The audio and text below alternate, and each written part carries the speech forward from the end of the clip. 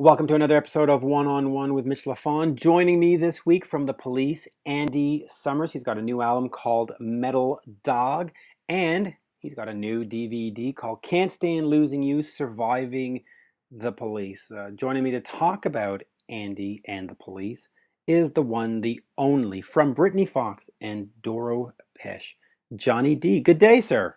Hey, buddy. Good. This is getting to be, A habit. yeah, it's cool, man. I'm glad to check in again and chat with you. So It's a let's habit we do can it. all afford. So Yeah. that's good. Hopefully we're, being insightful to some of these legendary artists here. Well, listen, speaking of Andy, the Police were big, late 70s, early 80s. So sort of that 81 to 83, I guess, was their biggest time. That's probably when you were, what, 18, 19, 20. That must have been ubiquitous. Everywhere you went, it must have just been police mania, right? Yeah, it was pretty huge. I graduated in 81 and, from the years before, the earlier stuff, huge, influenced so many people, man. I remember, even talking about Rush on the last episode we did, Yeah. I remember those guys saying that they were really being influenced by a lot of that new wave punky stuff and ska and all this, these styles that were coming out. And, Rush actually started to sound a bit like the Police on their, a couple records there. And I thought that's amazing. These guys are infiltrating music on every level, not only young kids, who are influenced by them, but even, legacy artists like Rush and stuff are taking some of that and trying to incorporate it into their sound. So amazing, man. Pretty amazing stuff. It's funny that you mentioned Rush. It's amazing what two bands that only have three guys each can do in terms of sounds. The soundscape that Rush can create is unique, and the soundscape that these guys, the Police, created, absolutely. I mean, it's almost like listening to an orchestra, and then you realize there's three guys there. You go, Yeah, it's wow, how did very they cool. do that? Drummer Stewart Copeland. What is he to you? I mean, good, average, or just wow, Stewart Copeland? Yeah, totally unique. I mean, playing wise, sound wise, his tones were always great. Just unbelievable drive, crack of that snare drum. Yeah. Some flourishes of really cool effects, sounds, and real big on the the delay on the snare drum, and just things that he was really going for, and that, like, they had mixed. They were kind of pushing the envelope. They weren't just, hey, we're a dirty punk band and we're just going to play with an old guitar. I mean, they were like incorporating all kinds of crazy sounds and like you said, enlarging that scope of their sound, for three guys. I mean, bass pedals, Andy with guitar synths, and Stewart with all kinds of, effect cymbals and different kinds of things that he was doing. And also I the way think, he holds his drumsticks. I mean, he holds it in that sort of old jazz yeah, it's drummer a style. traditional grip. I mean, to rock that hard and still play like that, it's something to be said for that. But just for me as a drummer and his influence, it was always that he was so unique, and the sound that he created and got on records, which was as unique. And that's what I miss the most these Absolutely. days. It's like everybody starts to sound the same after a while due to production techniques and just instruments are taking up so much space in the sonic landscape anymore. There's no room for, like, in certain music, for certain like a drum to resonate in a natural way. So you have to, like make a bass drum sound like a bullet Right. Yeah. shot, to cut through all the insane amounts of bass and bottom end on guitars and stuff. So it's just a different thing, Those guys were able to create really a great sound with very limited Yeah. instrumentation Huge sometimes. soundscape. Now I go back to Synchronicity, back to 1983. When I was 15, it was the album of the 15-year-old. We all bought it. We all loved it. We all wanted to go to the show. And here they are on top of the world, and they essentially, if you look back in history, they just walked away from it. That was it. Yeah. I mean, is that the right thing to do, just to walk away when you're on top? Or do you look at it, especially you as a musician, and go, what the hell were you doing? Yeah. Get back in there, right? Yeah, I guess I've learned, back then I probably wouldn't have understood it, but over the time that I've been doing this as well, not on a huge level as they were, but I mean, it's just like every band has a completely different dynamic, and it's always down to what that dynamic is within the members, I mean, and Sting, Sting wanted to probably end it and go off and do his own thing. I don't think Which maybe the worked other out for two. him, quite frankly. Yeah, sure. I mean, when you're that guy and you're, the cornerstone of that, the songwriting and the voice is the most important thing. You're the voice of the band, so it's obviously the most important element. But if had he not wanted to bail, maybe the other two would have kept it going or put up with doing it for a bit longer. But if one guy says, "Hey, I'm the dude and I'm out," I mean, there isn't much you can do, and to try to go on and replace him with somebody was just ridiculous, And luckily, they all had other outlets, and they probably had enough money to survive for the rest of their lives. But Yep. you know, And we can talk about that. The new album, Metal Dog, is described as a unique soundscape of cinematic jazz fusion. And I've had a chance to hear it, and it does have a movie soundtrack kind of quality where you could hear that playing in the background of a movie, or making a suspense movie a little more intense, and really well put together by Andy. And the movie, the documentary, Can't Stand Losing You, Surviving the Police. Obviously it talks about Andy and where he came from, and his, progression, and how he got into the band and all that stuff. But there's this underlying story about meeting his wife, having a family, the marriage falling apart and then getting back together.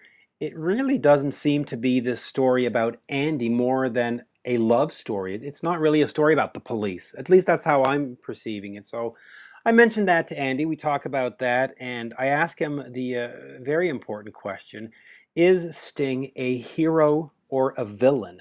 So stay tuned for that answer. It's quite an interesting answer, quite frankly. Let's get right into it. Here is Andy Summers of the Police, or formerly of the Police, either which way. I think both are good, right, Johnny? yeah, I think so. It probably isn't going to happen again, right? Did you get into that with him at all? We absolutely did. I spoke to Cool. him at the end of it, and there are hopes and aspirations, and we'll see, right? Never say Yes. never. If Ace Frehley can rejoin Kiss for a couple of years, like he did a few years ago, anything is possible.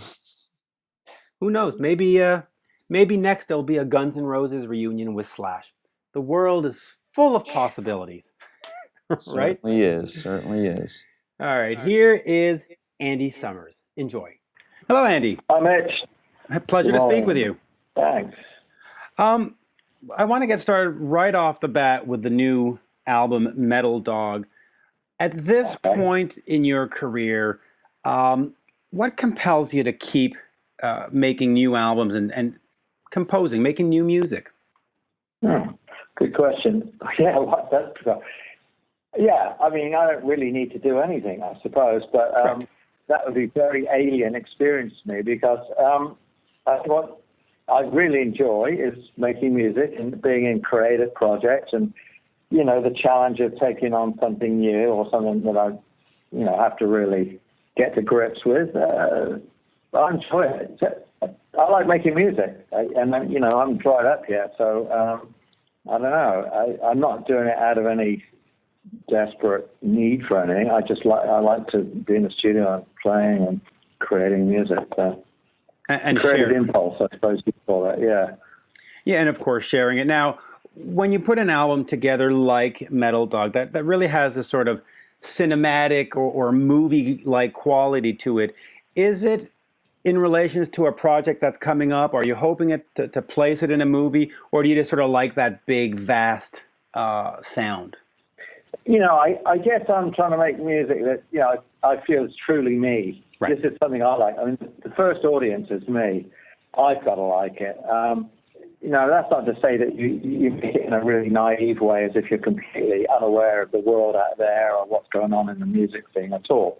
But I have to knock myself out, first of all. Last year I put out a rock record. It was a killer rock album. It was, great songs, great singer. Okay. I decided to project with a visual artist in New York, and the idea was to do that the visual artist would make all these very avant-garde videos, and I would do the music that he would set the videos to, and it was going to be for contemporary dance. That was the idea. So when I started this set of music, I was very much thinking about dancers on the stage and creating rhythms and movements for, the dancers. And obviously, I was very sort of thinking about New York mostly, that it would be much more cutting edge and avant-garde. And that's where it started. And I found myself really enjoying getting back into this sort of very non-generic music. It's not really jazz, it's not really rock, it's this more cutting edge kind of avant-garde, very sonic, textured sort of stuff, which is great fun for me, experimenting with loops and all my various devices and, the way I could twist the guitar sounds. So it's very creative in that aspect. It really first chorus kind of music. Yeah, it really is. It really is unique in its sound. The documentary, "Can't Stand Losing You: Surviving the Police," story of your life, but I get a feeling that the undercurrent on that, it really is sort of a love letter to your wife, Kate, right? I mean, it sort of shows you before you met Kate, being in and out of bands. You meet Kate, things start going great. You break up, band sort of, the police are not, you get back together, and then at the end, there she is again. I mean, is that sort of a correct assessment? Well, I think it's true. There you go. It's my truth. We're very happily married now, obviously. But it's interesting that you're bringing this up because, various people who see the film really appreciate that. It's a sort of subtle undercurrent to the film. So there's sort of another, story going along with the obvious one of me being a musician and the band and all the rest of that. There's this other current, which is something that shows the downside of it, having all that fame and celebrity. And then, at least it has there's a sort of a resolution of women in particular come up to me, and my wife, my dear wife, no life without her, basically, is absolutely central to my existence. So, of course, it's natural that she'd be in the film. She's highly embarrassed by it, and wish she wasn't there, but there you go. Well, I don't see why she should be embarrassed. It really does play off as a wonderful love story, even though, it says the police in the title and it's Andy Summers. It really comes down to being a very nice love story, I find. I thank you for saying it's all right. It has a great resolution, clearly, as you know, but we're lucky. Yeah, you're very lucky. I'm having a little problem with the audio. I'm not hearing you very well on that last answer. Oh, sorry, man. Okay. If I can, just looking at some of the things that come up in the movie. December 1974, the Rolling Stones decide they're going to change guitarists, or he quits. Yeah. Andy Summers, Peter Frampton, Jeff Beck, Mick Ronson are names that come up in Melody Maker. How does your name come up at that time? Yeah, well, actually, I was extremely active in London. I was playing, I've been playing in London a lot, and I got a lot of notice. I was playing Kevin Ayres. I was always at Virgin Records. I got asked to play on other projects. It was, you could say, if you like, I mean, it's cliche, but that my star was rising at that time. There was a lot of stuff about me. I had sort of a following in the press, and it was very nice in a way of Melody Maker to put me in there, but it was because at that time I was becoming more and more visible on the London scene, which, is actually fairly circumscribed. It's not that big. Right. So I just thought, there was a sort of naturalness to that, actually. Did you actually audition for them at any point, or was that just sort of like the name came? Okay, the name came up. Looking back on the history of the Police, and the history books look back and it's all written, said and done. Does your bandmate Sting come off as a hero or as a villain? Well, you mean how he's viewed now? I mean, well, for you, I get a sense. He's a hero. Like, look, both Sting and Stewart are heroes to me. And I hope one to them, because we all needed each other, and we all had this. You can't take one guy out of the equation. You just can't. Right. It was us three guys that made that thing, and Sting turned out to be, a great musician, writer, frontman, So, I prefer to regard them as heroes, not anti-heroes. I think there are times when Sting liked to paint himself as a kind of anti-hero, because it's sort of a more interesting character, but I don't think it's who he really is. Yeah. He's an innate musician. Really is. The album Synchronicity. Partly recorded about 20 minutes from me in the studio in Quebec, Canada, which unfortunately has gone bankrupt. Yeah, it just went up on auction because they haven't paid their tax bill. So, unfortunately, tell me a little bit about recording of that album. When you sit down and you make an album that becomes so massive and so big.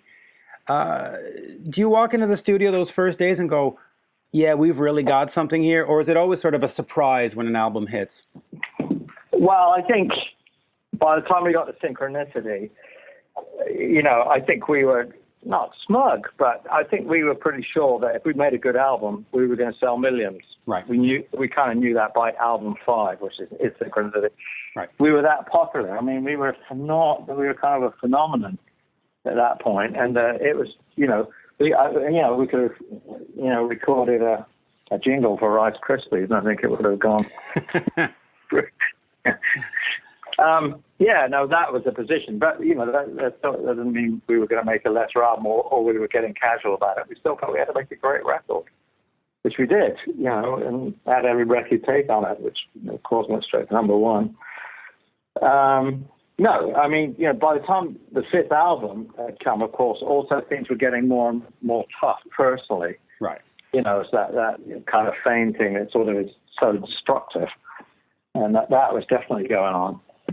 So we had to kind of recreate our early selves in the studio, which was getting more and more difficult. But still, there's that. And then there's, this sort of skills, and I would say pride in being a musician. What we all felt that we were really good, and that we had to be really good on the new album. We couldn't relax and go, okay, well, we're going to sign anything we do. So we weren't like that. Is it? If you could have had your druthers and gone on after Synchronicity, what would you have liked to see the Police do? I mean, it's sort of a shame that here you are with this big, massive success, and that's where it ends. Oh, well, it's, incredible. I mean, that's our particular history. That we broke up at the height of all of that. I don't know. I mean, I think probably after Synchronicity, we should have, logically gone away for a couple of years and then come back again, with a just absolute killer album and gone out and done it all over again. We could have done that, but it's not the way it was. So we let you two take over. You two took the mantle, that's right. The reunion tour 2007, 2008, 151 shows, hugely successful. Was that a good time for you? Other than financially, was it artistically rewarding? Well, it was great to go out and, it's not, you can't, it's sort of a mixed bag. It's not all just great, because, even then we had to get used to one another and do that, and you got to be completely on top of your playing. I mean, that show, people go, oh, it's a rock band, you just go out and say, you know what?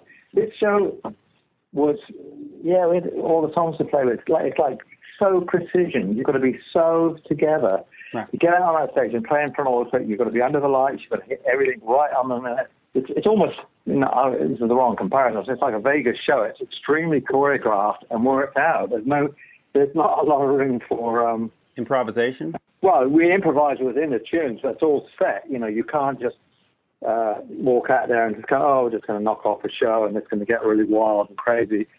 Not at that level, because people paid a lot of money for those tickets. Yep. They want to hear the 15 hits. You've got to do it. It's a very different proposition. So I enjoyed it, and of course I enjoyed it. It was phenomenal, incredible, huge audiences every night. We were treated like gods. It was a very exciting and special time. And, we worked out how to be together without, pissing each other off all the time. Yeah, it was incredible. But as a musician, I mean, I've heard, Metal Dog and some of the other albums, you sort of like to stretch your wings. Well, that's a different thing. Yeah, right. Of course. I'm,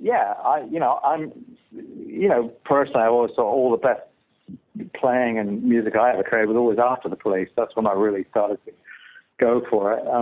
The Police, I'm playing these songs, and they're all great songs, and within them, on stage, in a live performance, I rarely play them the same way twice. I can sort of change the nuances, how I play them on the guitar every night. So I don't, you could say, oh, don't you just get bored with it? Not really, because every night I've got to be fully alive and aware. I'm listening to Stewart, I'm listening to Sting.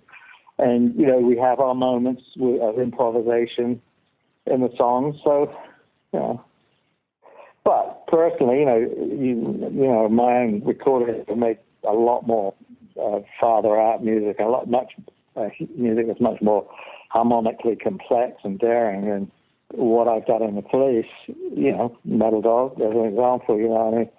My mind is not just subject only to pop songwriting. Some people think that they just go, "Oh, you're a brilliant band, or you must, that's where your head is." No, way past that. Always have been. Any chance that the Police might do something again, or was that the last sort of farewell reunion tour at the same time kind of thing? Well, that's what was said at the time. Sting, on the Elvis Costello said he's not going to step in the same river twice. Oh, really? Yeah, I saw that. It's hilarious. I saw that scene actually in the movie where I think it was at the Apollo, and Sting is talking to Elvis Costello, and he says, "Yeah, well, I'm not going to dip my feet twice." When you see that and you're sitting on the TV, you're watching it on the monitor, are you just frustrated? Are you mad? Are you like, "Oh, there he goes again"? I mean, or is it just like, man, whatever? To me, it was just predictable. Okay. I mean, the editor chose to put that scene in because I guess he thought it was uncomfortable. And, some people say, "Oh, you feel like..." No, I said, I'm sitting there. Yeah, I think what you just said, frustrated, is like, oh, okay. Whatever, you'll eat those words one day.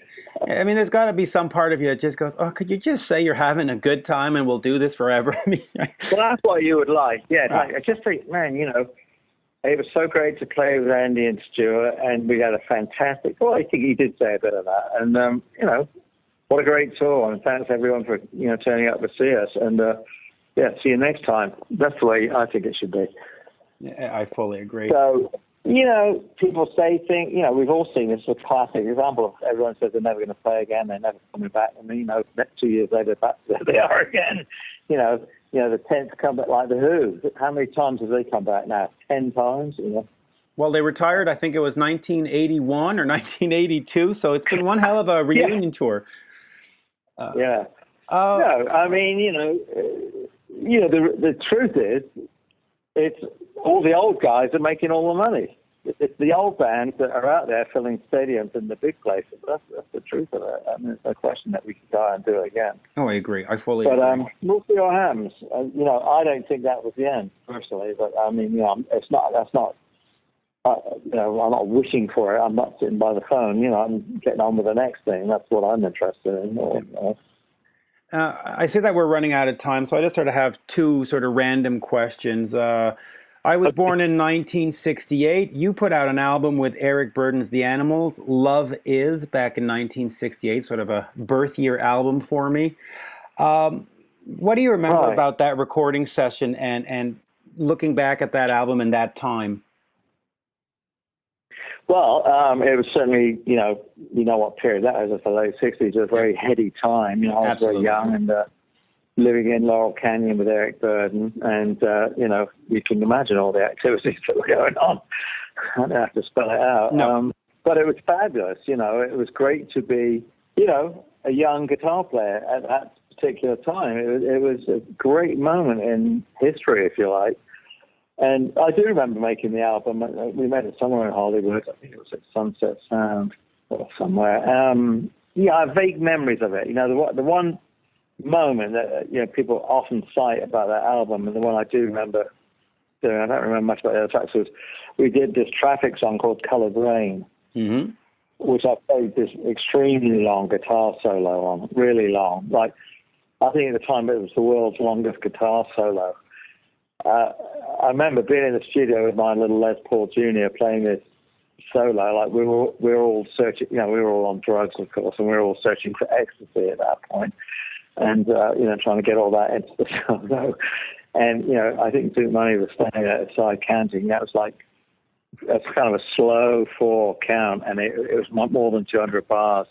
And I had to get out. We sort of opened up this big space on the tape for me to play this solo. So that's often cited. So that's the moment I remember. I can sort of see myself doing that. Yeah, that was almost a 10-minute song, which in 1968 was unheard of. I mean, those were the days where record companies wanted 2.5 minutes and nothing more. So just in itself, that was an experiment. Yeah.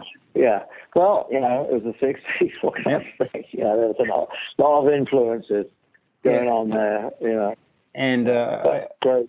I see that we're almost out, so I'll just throw this one at you. John Belushi, you spent some time with him out, I believe it was in Asia or Bali or... Bali, incredible talent, passed away way too soon. Just any memories or any stories of that time with him and what kind of person he was? We did meet in Bali, and of course, we had this great adventure of 3 days of magic mushrooms, which were pretty intense and completely legal, actually, at that point in Bali. Right. So we had just a hilarious sort of gut-wrenching 3 days of, mushrooms and just hysterical laughter. And, we really sort of bonded. And then, I met him again in New York, and we went out a bit. And I saw him a couple of times in LA. I went out with him all night one night, for a whole night. It was fucking insane. We went from one place to another. It was great. Yeah, he a very sweet guy. Yeah. Lovely guy, big fun, and of course, out of his mind most of the time. But he actually, we really hit it off, and he gave me a screenplay, a film that he wanted to do called Intercontinental Divide. And it was just one of those weird things, I went back to the UK, and this particular night, in my house, I pulled out the screenplay. I thought, well, let me read this thing. He wants me to be in it. And I was standing there with the script in my hand, and the phone rang. And it was someone who worked for the police calling from New York to say that, John Belushi had just died, And I was standing with this bloody screenplay in my hand. That was a very chilling moment. And of course, that was very tragically sad, awful. Yeah, absolutely. Yeah, I saw it because I was hanging out with him in Hollywood, and I saw the kind of speed that he was going at. It was pretty intense. That's a real loss. Yeah, absolutely. He's great. Andy, a great pleasure. I know we're out of time. Great pleasure speaking with you. All right, man. And I've enjoyed the Police for many, many years. Obviously, like most of the world, quite frankly. Thank you. It's been a pleasure. Thank you. Nice talking to you so much. Bye-bye now. Cheers. Bye-bye. There you have it, folks. My interview with Andy Summers of the Police. The new album is called Metal Dog, and the DVD or the video movie documentary is Can't Stand Losing You, Surviving the Police.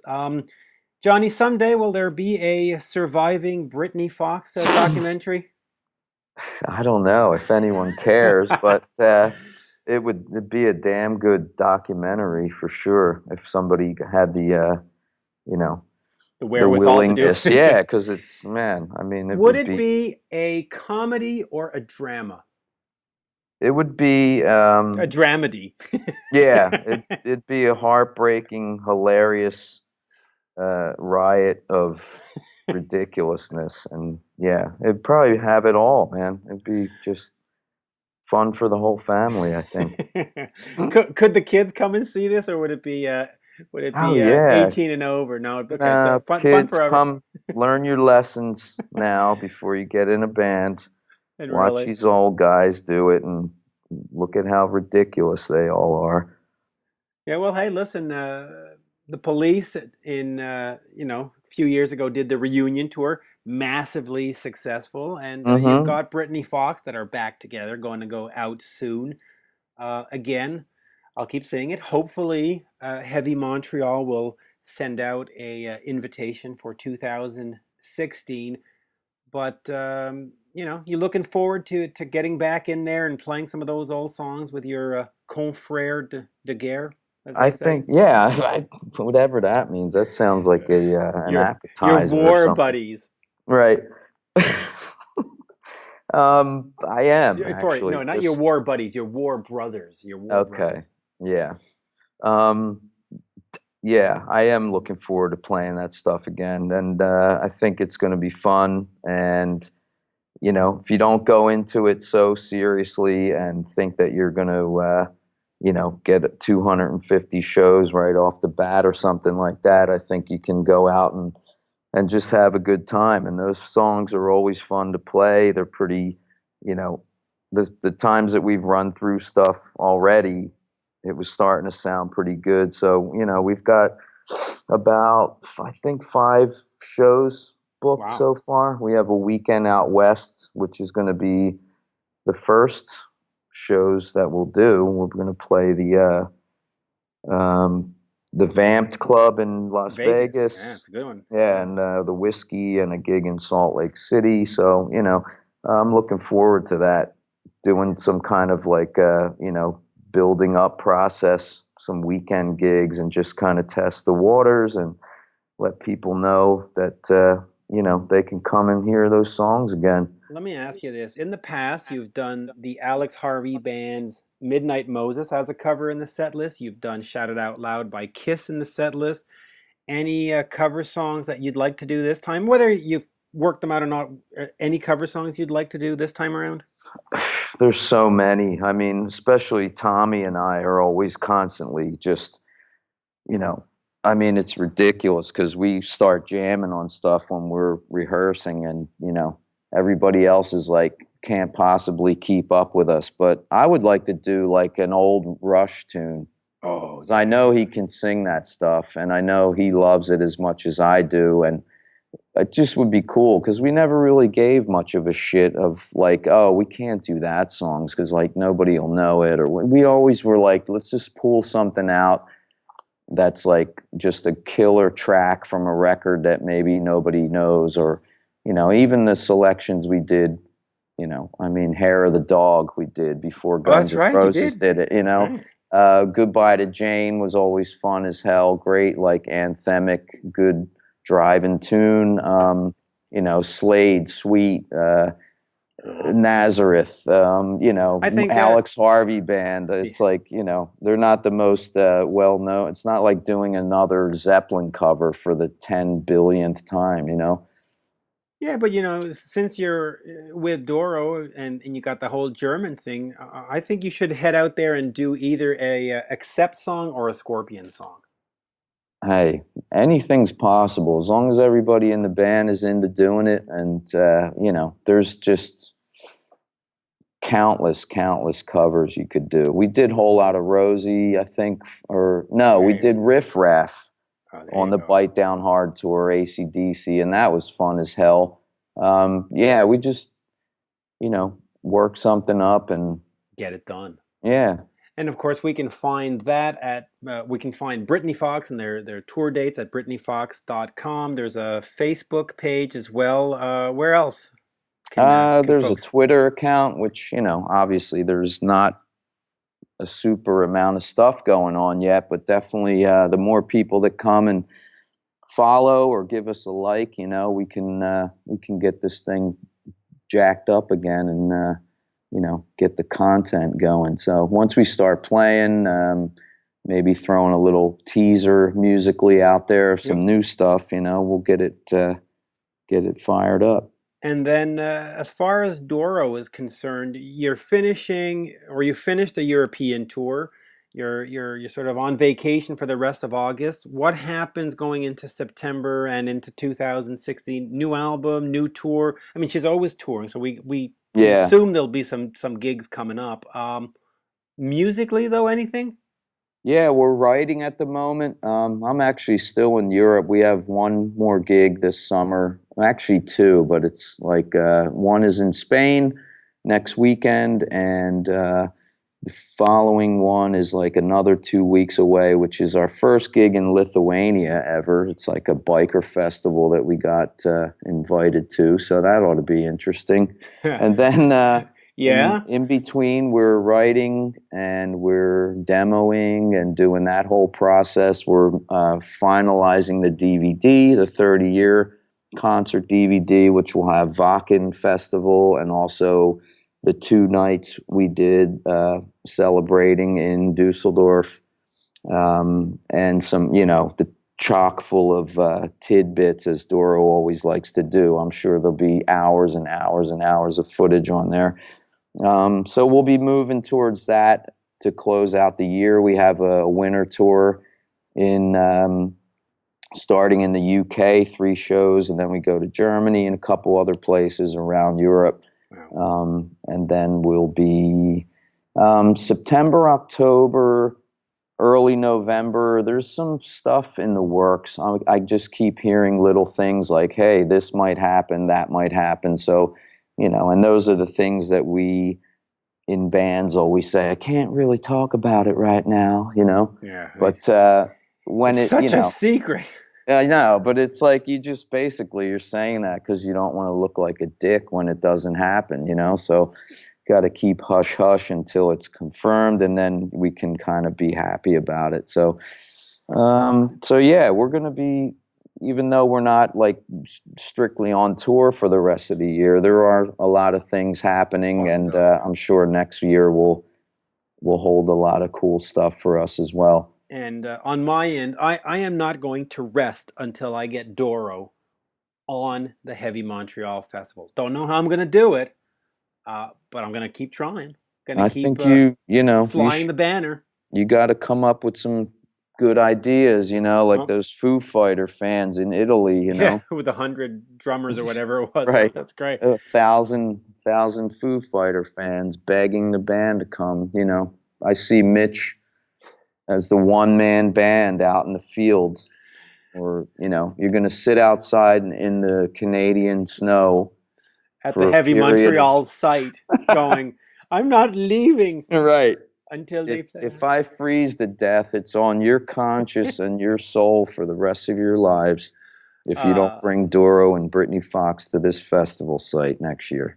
They definitely need to bring you guys. There's a bunch of bands that haven't played yet that I definitely think you know, not, I don't want to say deserve a shot, but should get, you know, Accept hasn't played it yet. They should definitely be there. Armored Mm-hmm. Saint hasn't played it. Doro hasn't played it. You know, some of the 80s melodic rockers like Poison and Cinderella, you know, Scorpions. There's just tons and tons of great bands that I think need to pepper the stage of Heavy Montreal. But we'll see. We'll Yeah. see. You know, last year there was Metallica, and oh, wow, that was well, it was mind blowing. So I'd like to see them come back too. So we'll see. We'll see who's gonna grace the stage last year. This year's festival, of course, just finished. It was another great event, and we'll start planning, or they'll start planning, and I'll keep you know, tweeting them or something and saying, please consider this band. Yeah. There you go. Always a pleasure. We'll do this again soon, and thank you. Thanks again, buddy. There you go. See ya.